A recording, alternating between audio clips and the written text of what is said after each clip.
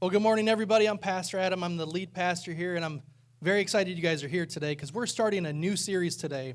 And as you can see on the screen, it's called Google or God. Can you guys say that with me? Say Google or God. So this series, I thought about it quite a few months ago, and I just thought it would be a very interesting series because in the world of information, we have the internet at our fingertips, literally. We could search up anything in the world, and we can get an answer instantly. So it kind of prompted this series. Who do you trust? Where do you get your answers from? Do you get them from Google or God? So to start the series off, I'm going to tell a little story about myself. I watch YouTube a lot. And usually if there's something I don't know how to do, I go to YouTube. And I say, how do you do this? How do I fix my car? How do I change brakes? It's a world of information. And one year, I decided to build a deck at my house. I had a house where I had a little patio. It was probably like 10 foot by 10 foot. You couldn't really even put a chair out there or anything. I could barely put a grill out there. And I had the idea, I'm going to build a deck. So what do I do right away? I go to YouTube, and I start searching how to build a deck. And I've done some stuff, some construction type stuff in the past, so I understand a little bit about it. You know, I'm going to dig these holes. I'm going to pour concrete in. I'm going to set these posts on the concrete. I'm going to start building my frame and everything. And as I'm going through this process, I'm doing a good job, I think. I think it's going really well. But I didn't have all the proper tools that I needed to do the job. So I go to the store, and I needed a new saw, which was a good excuse for me to get a brand new tool. Right? It was a great excuse. So I got a new saw. I got a 12-inch miter compound saw to help me with this project. And throughout this project, I'm getting almost to the end of this project. I got the whole decking down. I'm building the rails. I'm building the post against the rails. And I start to notice something's not quite right. The rails, I'm cutting these 4x4 rails on a 90-degree angle to butt them up tight against the frame. And it's not really getting tight. It's kind of wobbly. I'm like, something's just not quite right here. So I just keep going on and building. So then I start building my rails and everything, and I start cutting at a 45-degree angle, these rails. And I start to realize, wait a minute, these are not going together like they should. I should be able to cut it and make it fit evenly. Well, what I didn't know is the internet can tell me exactly what to do, but the internet cannot give me experience and wisdom, because if I had enough experience and wisdom in building stuff, I would have realized, hey, when you buy a saw from the store, it's not always squared. You have to sometimes make the saw work first for you. I assumed the saw was going to cut everything perfectly, and by the time I got to the end of the project, it was not perfect. The internet couldn't give me wisdom and knowledge. So everybody has probably a smartphone here. We literally have the internet at our fingertips. So Google can give us a lot of information, but it cannot give us wisdom at all. And that's why our main point is this. You guys can say this with me. Say, seek God's wisdom first in all things. And that's really the main thing I want you guys to leave today remembering, because we cannot get wisdom from the internet. It doesn't work that way. When I was a kid, I remember probably in middle school and high school, the internet was kind of just starting to become a thing. And when I had to do a research paper, it wasn't like it would be today. You could go on Google and find any information you want. I had to look at the encyclopedia. Does anybody remember encyclopedias? Yeah. You had to actually go look at a book, and it was work to try to find an answer to something. And if it wasn't in the encyclopedia, guess what you'd have to do? You might have to go to your city library and somehow find books somewhere in the library that teach you what you need to learn to do a project. See, it was a lot different back in the day, but now it's literally one type of way from finding answers. But here's the thing. Google is a quick and easy place to get answers. Social media is a place where we might look for answers. I know I've seen videos on the internet of people like tutorials of how to do stuff. Has anybody ever used a tutorial before? I've been on the internet before searching tutorials of how to do stuff. But I also found tutorials of things that maybe you shouldn't quite do. And here's some examples of that. Take a look. 그러면은 발 맞게 이렇게 어머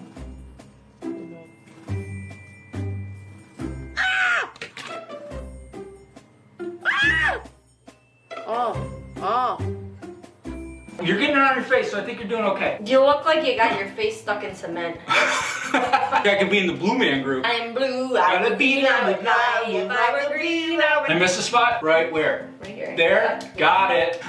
It's in my teeth. This might rip my face off. You gotta work the top and pull it down. Pull it down? I don't know, I'm making this up as I go clearly. It's in my hair. Ow! What's in your hair? My face is hair. I think it's about going fast. Nope. Nope. Go slow. Go slow. This is a bad idea. Bad idea. I'm done. I don't think people will notice. We're good. Go. Look at all my eyebrow hairs on there. Oh, you got a lot of eyebrows hairs? That's nice.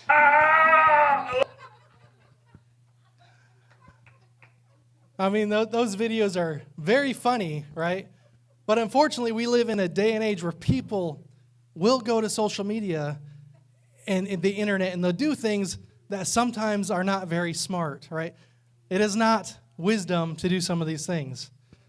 Some people will go to social media or the internet to find out, what do you believe? What do you believe? What do you think, or what do you do? Right? And I don't know if anybody's ever had one of these before. Has anybody had a Magic 8 Ball? Anybody had a Magic 8 Ball? So I'll explain this a little bit. It's almost like the same exact thing. A Magic 8 Ball was a toy back when I was a kid that you could buy, and it looked like an 8 ball, like from a pool table. But what would happen is you'd flip it upside down, and inside there's a little glass on the top, and there's a little ball or a little dice in there that reveals a message. So imagine if you use a Magic 8 Ball to guide your life, and you ask the Magic 8 Ball about anything that you want to do in life. Hey, Magic 8 Ball, should I drive my car to work today? And then you kind of shake it up and you flip it over. Outlook, not so good. So you call up your boss, I'm not coming to work today. The Magic 8 Ball told me no, right? Or you shake it up again the next day. Should I go to work today, or should I drive my car to work today? What does it say? Definitely yes. So I'm going to go to work today, right? We cannot rely on the internet. We cannot rely on Google to guide our lives. There's a better way. Can you guys say better way? And it's God's wisdom. God's wisdom is perfect. And I've got a scripture here that's going to tell us a little bit about God's wisdom. It says, in James, it says, if anyone lacks wisdom, let him ask God. Let him ask of God, who gives all liberally and without reproach, and it will be given to him.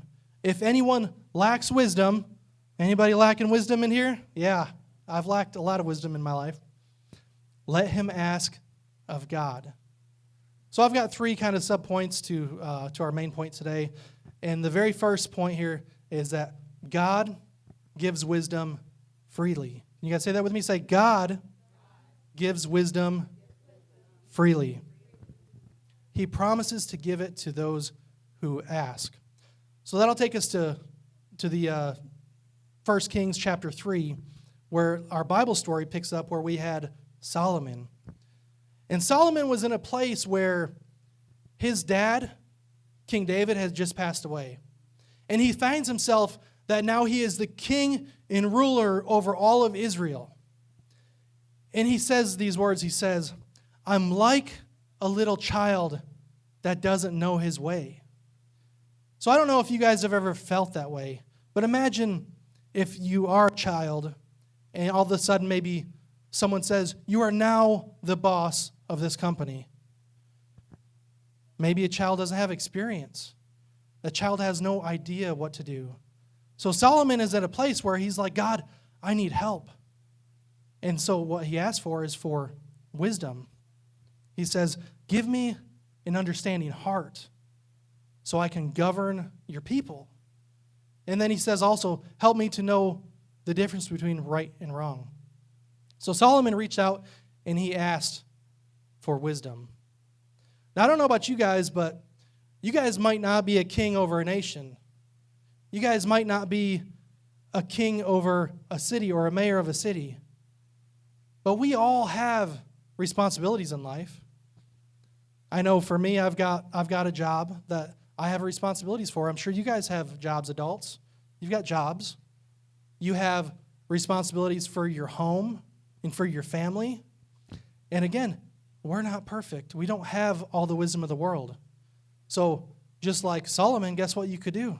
You could ask God for wisdom for what you can do at work to be a better worker, for what you can do for your home, for your family, to be a better husband, a wife, parent, and even kids. You kids, you guys have responsibilities too. Does anybody go to school out there? Yeah. You guys have a responsibility to do things at school too. You might not fully understand why you're going to school, right? You might not fully understand the stuff they're teaching you at school. You might think, I don't ever need this. Maybe friendships.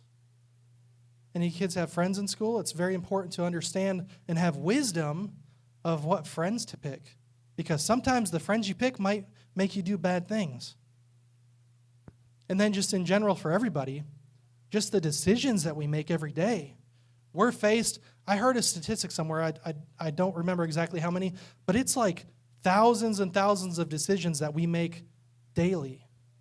Wouldn't it be good to have a little bit of God's wisdom on the decisions that we make? Solomon did something different than what people would typically do.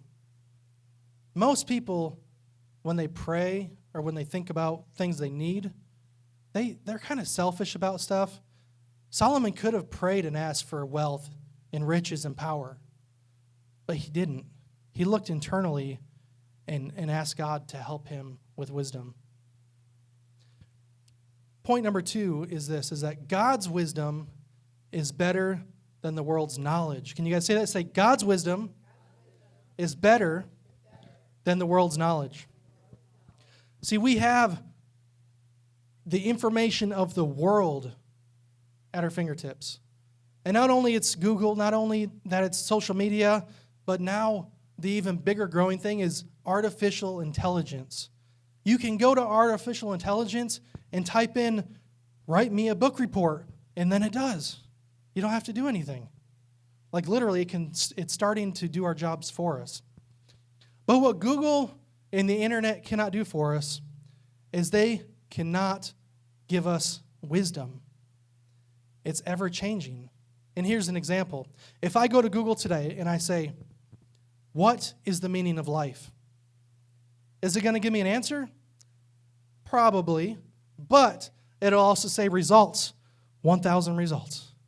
What is the meaning of life? I don't know. There's too many answers. Okay, what if I was to go and type in, what will the future hold? Well, the answer today is going to be different than if I did it 20 years ago. If I typed in Google 20 years ago, what will the future hold? It's changing. It's not the same. If I do it 10 years from now, it's a whole different answer. What if you go to Google and you type in, who am I? Who am I? What's it going to tell you? Nothing. It doesn't know who you are. It doesn't know who you are.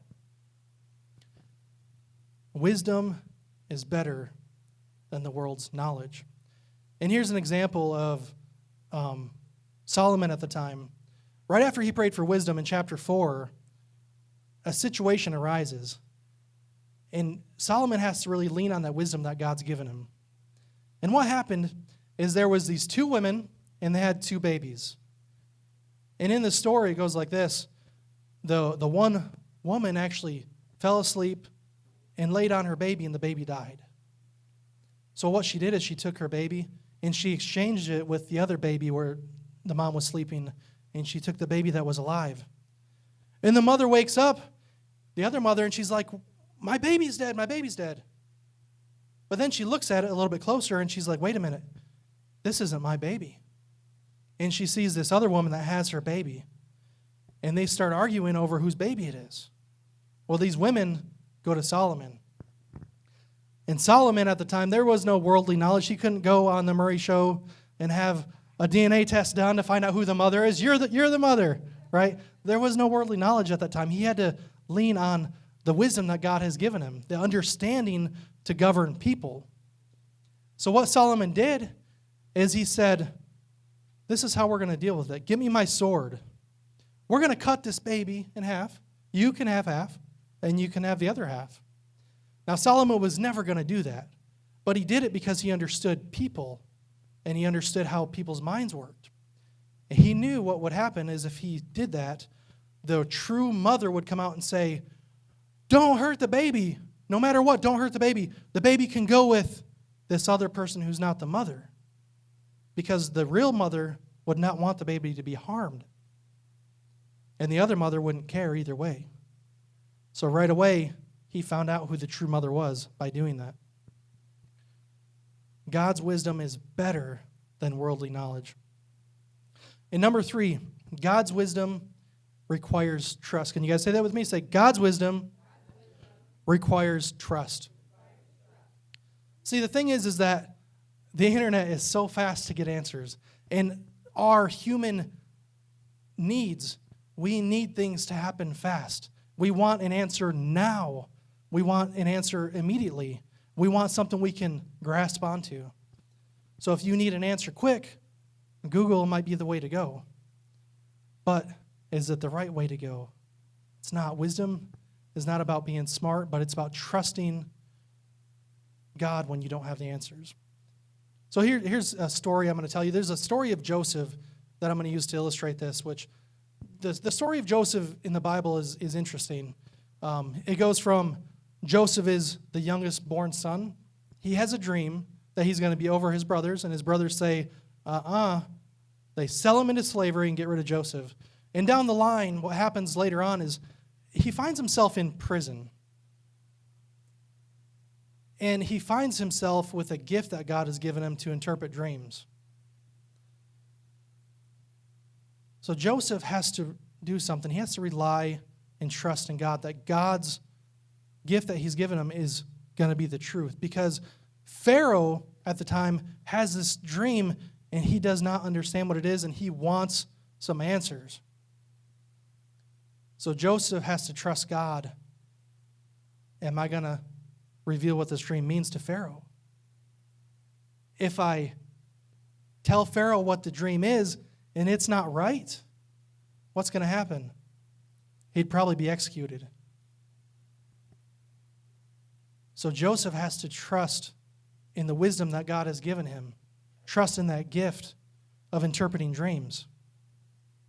And guess what? He interpreted the dream.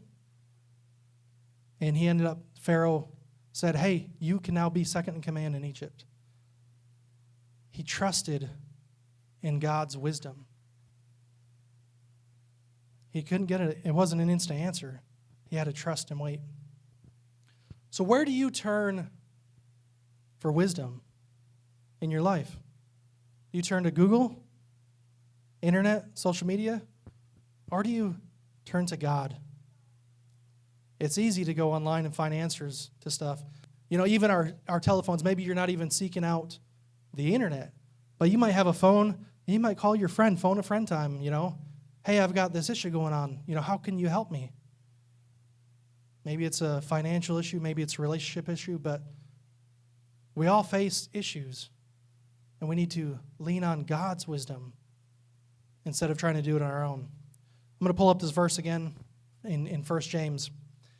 And remember, it says, if anyone lacks wisdom, which is probably all of us, if anybody lacks wisdom, let him ask of God.